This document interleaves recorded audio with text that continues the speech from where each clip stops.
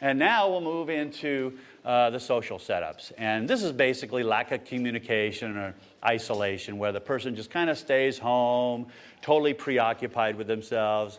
I really like a statement that Gorski made in this article. He said that this is an I can't, but we can program.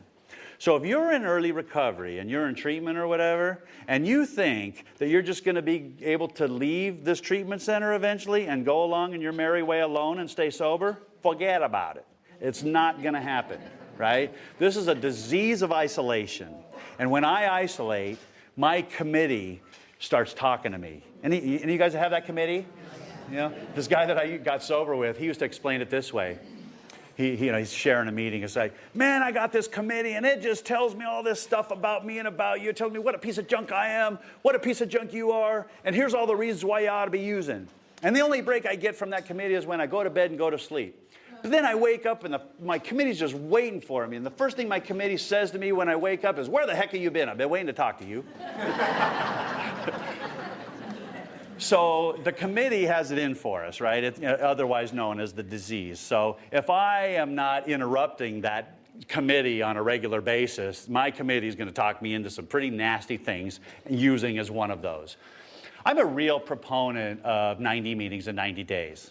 I did that myself, and I tell you, I don't tell you this to discourage you. I tell you this to motivate you. If you're in a treatment program right now, many of you are going to relapse.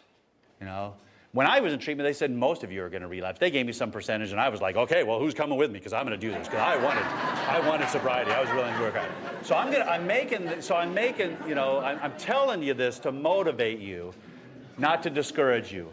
Since many people relapse, wouldn't you want to be amongst the percentage of people who are working the best program to give yourself the best chance at being one of those that get it, right? Wouldn't you want to do that? So the best way that I could do that was to go to 90 meetings in 90 days. And I see it's really interesting because the people in early recovery that are willing to do that seem to have a better chance of recovery. Now, if you're in early recovery and you're kind of thinking that 90 and 90, you know, when they told me to go to 90 meetings in 90 days, I thought to myself, damn, that sounds like every day.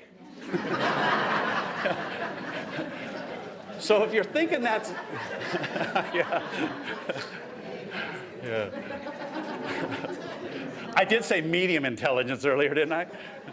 So anyway, if you decide that that's just not something you're willing to do your 3 or 4, whatever you decide that you're going to do that you think is enough. And if you have a relapse, then do the 90 meetings in 90 days. Make that commitment to yourself.